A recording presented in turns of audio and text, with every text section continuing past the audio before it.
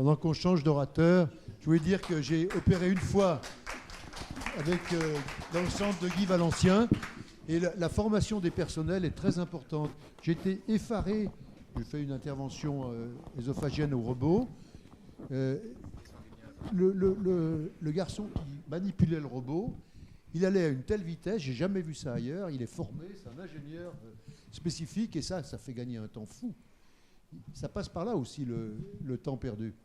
Ça passe par la formation du personnel qui utilise le matériel. Et l'injection de nouveaux personnels. Merci beaucoup. Oui, Féminin, si possible. Monsieur le Président, chers collègues, l'école de chirurgie de la licence publique hôpitaux de Paris, qu'on appelle familièrement le fer à moulin, est une école bien ancienne, puisque vous le voyez, elle a été créée en 1832, au moment de la clinique, l'explosion de la clinique en France, et elle a été rattachée à la PHP en 1849, tout simplement à côté d'un cimetière, le cimetière de Clamart, qui était près de la rue du Fer à Moulins. Quelle a été l'évolution de cette maison, et est-ce qu'elle a pris le tournant de la chirurgie moderne, et quelle est actuellement son activité? C'est ce que nous allons voir. Eh bien, elle s'est enrichie d'un centre de chirurgie expérimentale, un des premiers au monde en 1890, d'un des premiers laboratoires de microchirurgie, et le professeur Christian Cabrol a rénové les locaux il y a une trentaine d'années. Maintenant, nous avons des locaux un peu plus modernes dans le fer à moulin, qui reste toujours un endroit agréable à aller, auquel travailler, et nos fonctions sont assez diverses. Nous avons la chance de pouvoir avoir un panel relativement large d'activités. C'est l'enseignement de la technique chirurgicale aux internes débutants, mais aussi aux chirurgiens chevronnés. C'est la mise au point de techniques nouvelles avec l'industrie qui a besoin de supports, soit animal, soit cadavérique, pour mettre au point des instruments ou des techniques nouvelles. C'est l'enseignement de la microchirurgie avec un DU qui est le plus important du pays à l'heure actuelle. Et puis c'est la recherche qui, animée par Sabine Sarnaki, est un point très important dans notre maison, à la fois sur le petit animal et sur le gros animal. Pourquoi vouloir enseigner la chirurgie hors du bloc opératoire? Je crois que nous en avons beaucoup parlé aujourd'hui, je ne vais pas revenir sur ce point. Il vaut mieux consacrer un peu de temps à la discussion après notre présentation. Là également, je vais passer vite pour dire que nous avons la chance d'avoir un ensemble de supports, ce que quelques autres écoles de chirurgie n'ont pas, malheureusement, puisque nous avons les supports secs et simulateurs que vous avez déjà vus.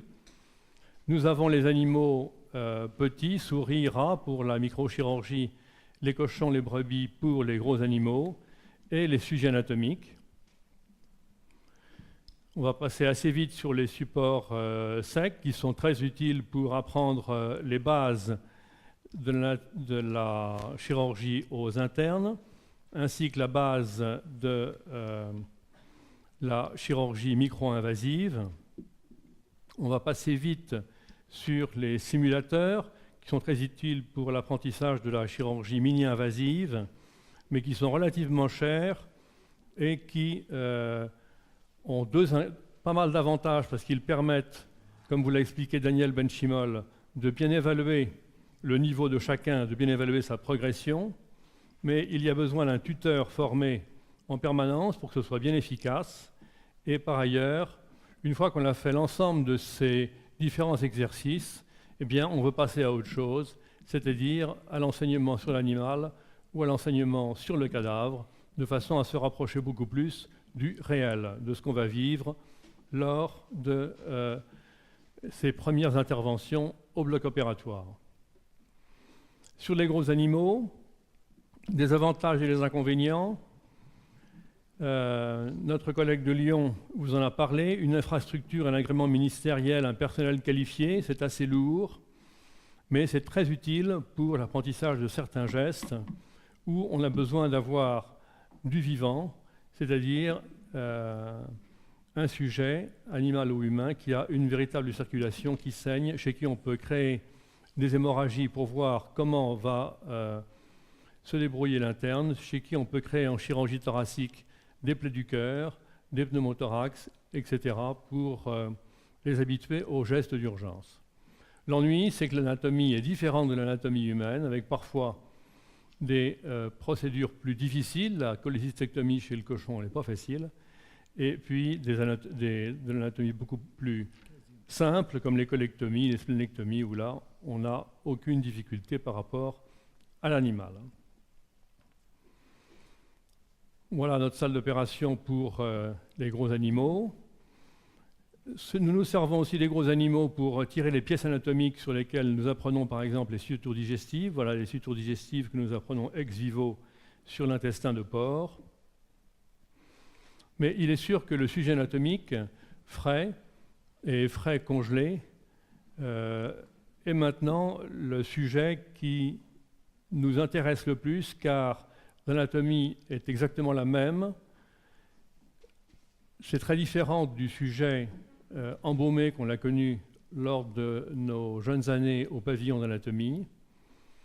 Les plans sont exactement les mêmes, la dissection est exactement la même, et il est possible de faire de la laparoscopie, de la thoracoscopie, de l'endoscopie digestive, de l'endoscopie urinaire. On apprend à faire des résections de prostate sur le sujet avec une grande similitude avec le vivant.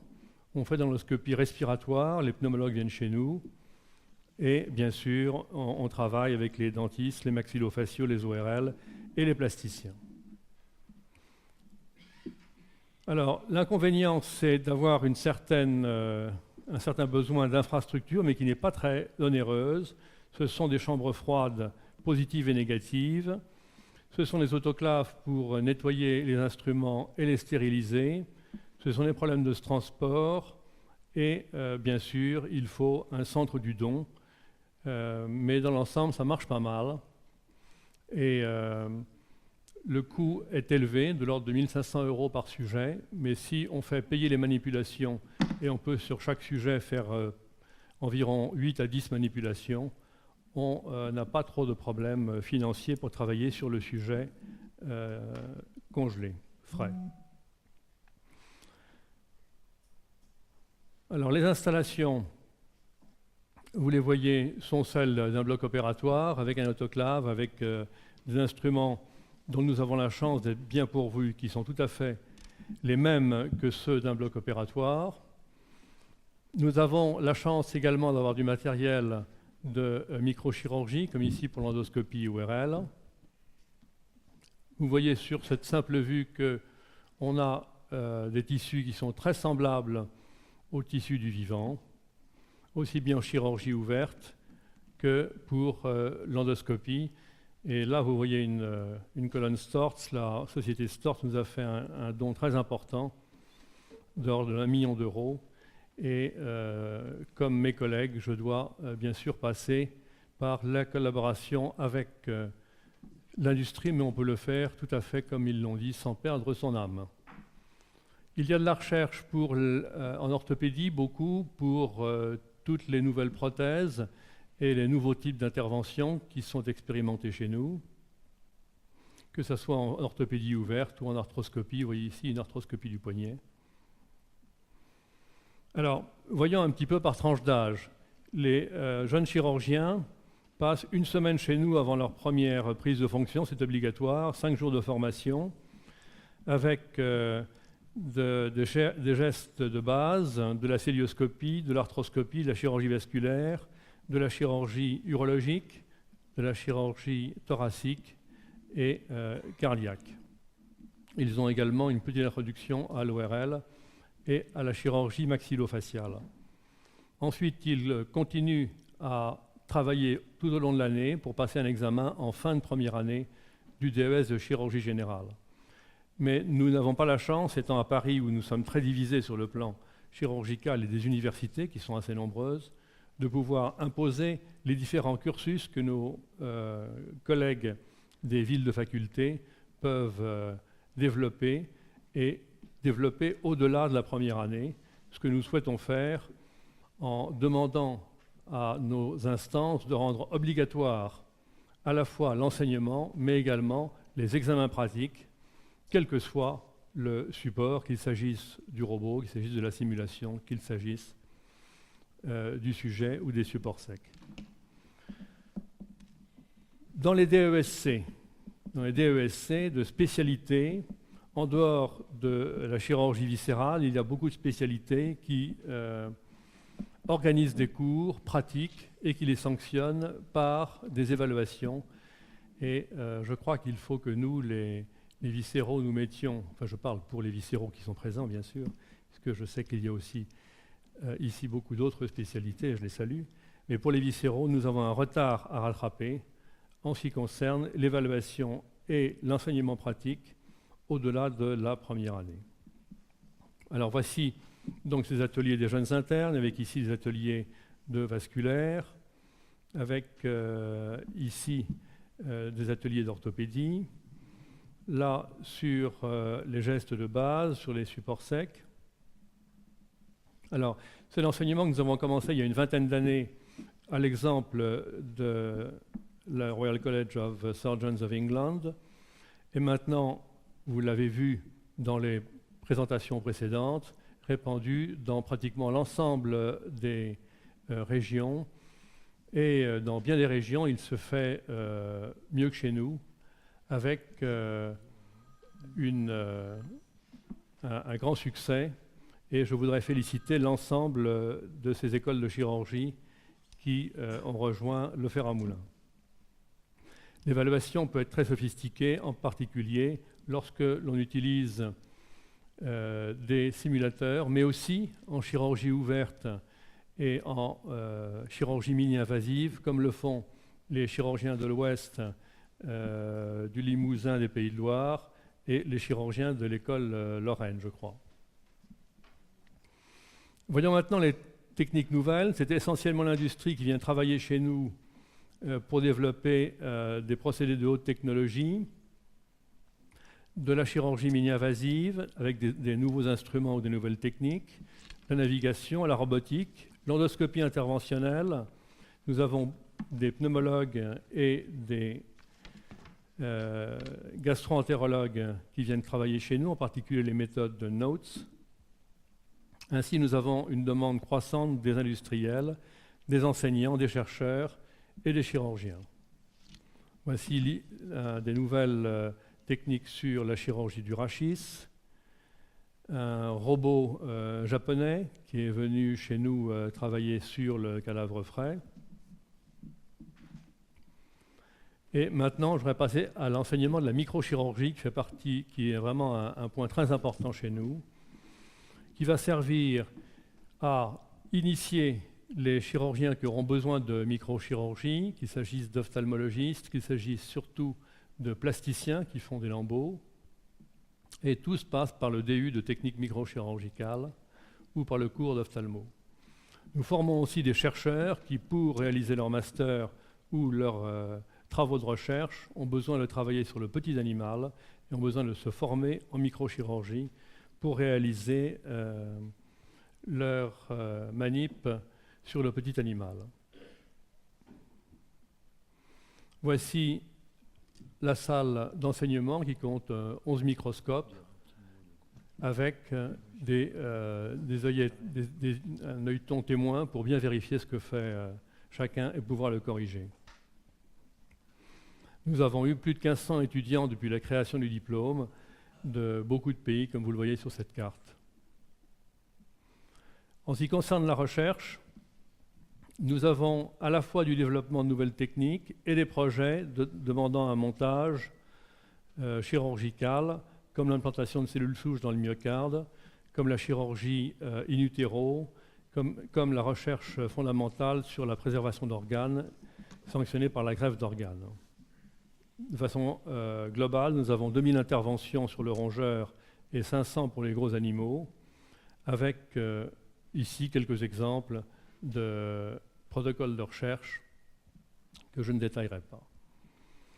Partenariat avec l'industrie, essentiellement la société Storz qui nous a fourni énormément de matériel, la société Zeiss qui nous aide beaucoup pour la microchirurgie, mais également Covidien, Ethicon, BrainLab, etc. Notre activité repose pour les sujets sur les dons des corps. nous avons un centre de long de corps séparé de la faculté qui nous permet d'avoir une activité importante, comme vous le voyez, environ plus de 250 cours avec plus de 4000 participants. Nous avons 370 interventions sur les gros animaux par an, une augmentation constante de l'activité car on sent bien que le besoin se fait sentir partout d'apprendre hors du bloc opératoire et d'affiner les techniques hors du bloc opératoire. Nous avons un site internet, feramoulin.fr, qui reçoit environ 2000 visites par mois. Vous voyez qu'en simplement 8 ans, nous avons doublé notre activité. Alors quel est le futur pour cette institution ? Eh bien, il faut toujours et encore changer, il faut se remettre en cause et ne pas perdre pied par rapport au progrès de la technique. Notre vie est un petit peu compliquée par le fait que l'assistance publique a l'intention de vendre la parcelle sur laquelle nous sommes implantés, mais nous avons pu avoir une solution de repli en allant à l'école vétérinaire d'Alfort pour les animaux et dans le futur centre de simulation moderne et d'école pratique de chirurgie de l'Hôtel-Dieu. Pour conclure, le soutien de l'Académie de chirurgie est essentiel, d'une part pour nous soutenir comme pour soutenir les autres écoles de chirurgie que vous ont présentées leurs directeurs aujourd'hui, mais pour fédérer toutes les écoles et toutes les initiatives individuelles que vous avez vues. Vous avez vu aujourd'hui beaucoup d'initiatives individuelles soutenues par des occasions comme Daniel Benchimol qui est chirurgien et doyen, comme les collègues de Strasbourg qui ont fait un travail tout à fait remarquable, mais qu'il faut également fédérer avec d'autres. Je crois que ce qu'avait dit Jacques Poileux tout à l'heure, avec les intentions de l'Académie en 2004, sont toujours à l'ordre du jour et qu'il faut nous fédérer les programmes, les rendre obligatoires, les sanctionner par des examens, de façon à ce que nous puissions avancer d'un cran et aller encore plus loin dans l'apprentissage pratique. Je vous remercie. Merci beaucoup. On a le temps pour quelques questions. Oui, Michel Germain, compliment pour ta très belle présentation. On a été en particulier très sensible à la question de l'hémostase dont tu as parlé et que seule permet la chirurgie des petits animaux. Alors ma question est, nous sommes tous très attachés à l'école de chirurgie, où on exerce tous. Ma question est, comment t'apporter notre soutien et notre aide ? Comment La réponse est en partie chez vous, d'une part, mais je crois que nous avons besoin d'être soutenus auprès de nos tutelles, et en particulier de l'assistance publique. Nous avons la chance d'avoir à la CME Noël Garabédian et Loïc Capron qui nous soutiennent de façon extrêmement ferme et qui ont sauvé de la disparition l'école de chirurgie de Paris. Mais nous avons besoin aussi de votre soutien et de toutes les institutions chirurgicales. Et puis la deuxième chose, c'est de rendre obligatoire les différents examens pratiques de façon à ce que les écoles de chirurgie, pas simplement celles de Paris, mais toutes les écoles de chirurgie, soient un point de passage incontournable et obligatoire. Je ne voudrais pas anticiper de la conclusion qui sera donnée par notre modérateur Xavier Martin. Je voulais dire que j'avais une arrière-pensée en faisant cette réunion aujourd'hui.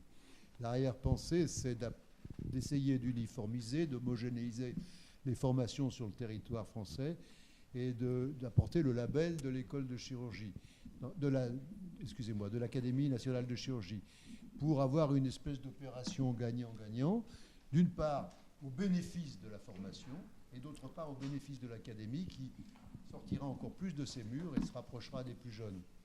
Mais je laisserai Xavier Martin conclure. Yves Chapuis, non ? Ah pardon, Monsieur Prémont. Oui, je voulais vous poser deux petites questions en remontant dans le temps. Comme vous l'avez remarqué, vous l'appelez l'école du fer à moulin. Dans le temps, on disait Clamart. Et comme vous l'avez dit, le terrain primitif, c'était un petit cimetière qui s'appelait le cimetière de Clamart. Et dans ma jeunesse, on allait à Clamart. Pourquoi mettre le fer à moulin ? C'est comme si ici, on disait on est à Saint-Germain, vous voyez ? Bon, deuxième chose, à Clamart, dans le temps, il y avait des cadavres. Et si j'ai bien compris, maintenant, ils sont à l'Hôtel-Dieu ? Non, ils vont y être Inch'Allah, si et quand le centre d'école pratique de l'Hôtel Dieu sera construit. Ce qui n'est pas encore le cas maintenant. Donc Oui. les cadavres sont toujours à Clamart ou au Fer à Moulin, comme on veut l'appeler, et ils ne sont pas encore à l'Hôtel Dieu. Mais j'espère qu'ils le seront bientôt. Oui, parce que là, on opère sur des animaux, mais quand on veut opérer, dans le temps, à tous les âges, on allait à Clamart pour voir un homme, un cadavre. Vous pouvez toujours venir, ils sont là, et là, ils sont frais en plus. Et les pas celles du chien. Hein. Bon, merci. Yves Chapuis. Bon, attends, mais tu vas me... Bon, Pascal, je voulais évoquer un problème qui n'est pas résolu pour moi. C'est que on faisait partie d'une génération où on était interne des hôpitaux de Paris, c'est-à-dire qu'on faisait partie du personnel hospitalier de l'assistance publique. Maintenant, ceux qu'on appelle entre guillemets les internes, ce sont statutairement des étudiants de 3e cycle. Ce sont des étudiants qui relèvent de l'université. Alors, c'est spécifique à Paris, cette situation. Comment est-ce que tu la vis et qu'est-ce que tu vois comme avenir à ce statut qui est très particulier quand même pour ce qui concerne les Parisiens? L'assistance publique est le seul centre régional qui est un et indivisible. Les universités sont concurrentielles entre elles et il n'est pas pour l'instant question pour elles de créer un centre d'enseignement pratique et de simulation commun. Nous avons réuni les universités il y a 2 ans pour essayer de créer ce centre, ça a été un échec.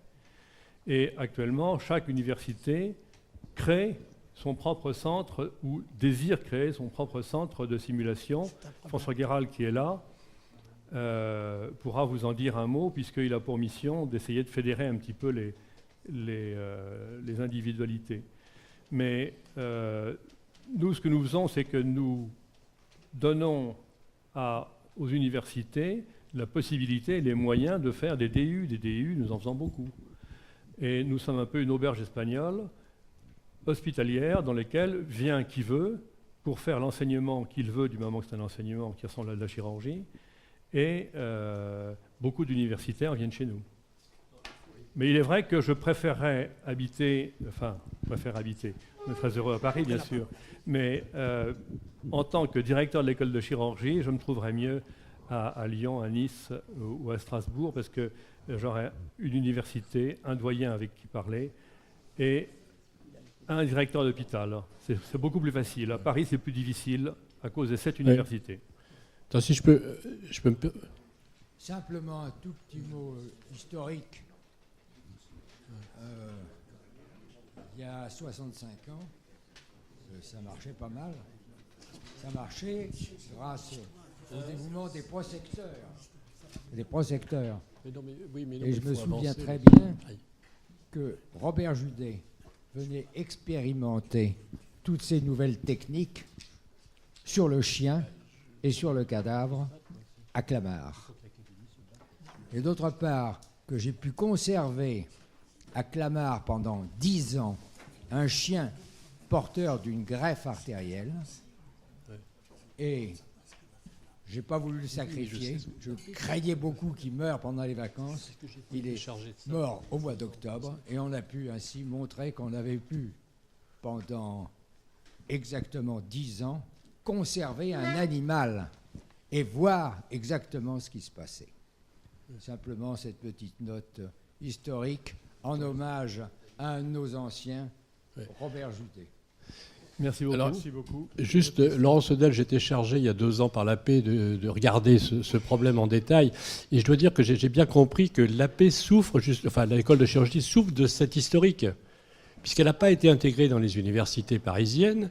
Or, elle fait un travail universitaire. Et quand on va voir les universités parisiennes, effectivement, elles sont soit complètement désintéressées, soit effectivement concurrentes. Alors, il faudrait savoir, alors l'AP a bien compris qu'elle jouait un rôle d'enseignement, ce qui n'est pas son rôle, puisque ce sont les universités qui doivent le faire.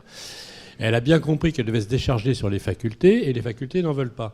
Donc je crois que là, la place de l'académie est très importante, parce que l'académie devrait se prononcer fortement là-dessus. Je me permets de parler au président, devrait très fortement communiquer sur... voilà, c'est donc très important de communiquer là-dessus. Oui, merci Laurent, auquel j'ai demandé la parole avant. Je m'excuse d'intervenir encore une fois. Mais c'est vrai que notre ami Ferreux vient de bien le montrer. L'intention de l'assistance publique est de transférer, si le projet se réalise, le fer à moulin, c'est quand même grande école. Ils viennent nous montrer l'importance dans le Nouvel Hôtel-Dieu, lequel Nouvel Hôtel-Dieu n'a pas encore, de façon précise, son programme établi. Car il suffit simplement de se renseigner au jour le jour, de savoir comment l'assistance publique gère cette possibilité. Il y a un point aussi, effectivement, on a signalé, et Guy Valancier est intervenu, c'est qu'il y a déjà au Saint-Père, dépendant d'une université, un centre de formation qui est particulièrement actif, organisé. Et ce qui est un tout petit peu dommage de voir que, d'une part, il n'y a pas deux écoles concurrentes, mais qui pourraient éventuellement le devenir ou qui devraient s'entendre. Il y a déjà un événement qui est important, c'est la possibilité d'utiliser que Maison Alfort, il y a des possibilités à Maison Alfort pour les gros animaux, et ça c'est une très bonne chose. Et Pascal Frileux a été dans cette direction avec les autres. Mais je pense qu'il y a quand même, nous devons avoir conscience qu'il y a actuellement à Paris un problème, que ce problème qui concerne une école de chirurgie, d'une façon générale, est préoccupant, et qu'effectivement, comme vient de le dire Laurent Sedel, il faut que notre académie puisse apporter une parole d'orientation, de manière à garder en particulier tout ce qui a été fait au fer à moulin. Moi, j'ai une question à poser. Il y a eu un grand absent, il me semble, cet après-midi, c'est l'anatomie, et au moins l'anatomie régionale. Est-ce que dans vos projets, dans vos projets de formation et dans vos cursus de formation, elle est considérée, enfin sa connaissance est considérée comme un prérequis ou pas? À Paris actuellement, les internes ont l'obligation de faire un DU d'anatomie en première année. Donc c'est fait. En second lieu, lorsqu'on les fait travailler sur le sujet frais, c'est un excellent cours d'anatomie chirurgicale. On en profite pour leur apprendre l'anatomie chirurgicale. Dernière intervention. Oui, Pascal, c'est signifié qu'au niveau de l'assistance publique, j'ai une fonction maintenant de coordonnateur des efforts qui se déploient.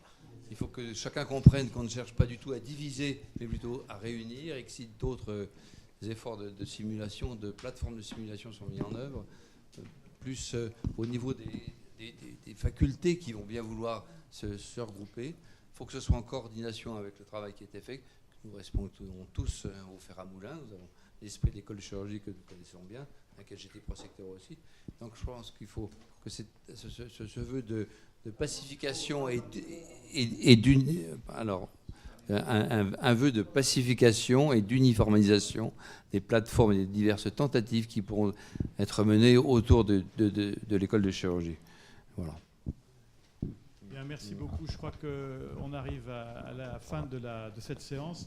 Je voudrais résumer quelques mots-clés qui me semblent importants. D'une part, école de chirurgie qui doit être universitarisée, qui, dans l'idéal, doit être proche d'un laboratoire d'anatomie, avoir les facilités d'une animalerie et également être associé à un centre de simulation, comme on a pu le voir. La chirurgie, ça va être un nouveau métier, apparition de métiers d'ingénieur, de bloc opératoire, simulation pour le savoir-faire technique et pour le savoir-faire non technique, mais aussi nécessité du travail in vivo sur l'animal, coopération avec l'industrie pour le développement de technologies et pour le financement, et également mission de recherche pour former nos têtes blondes à la recherche et à les mener dans le cursus universitaire qu'on leur demande. Voilà, je vous remercie de votre attention. Oui. Je vous remercie beaucoup.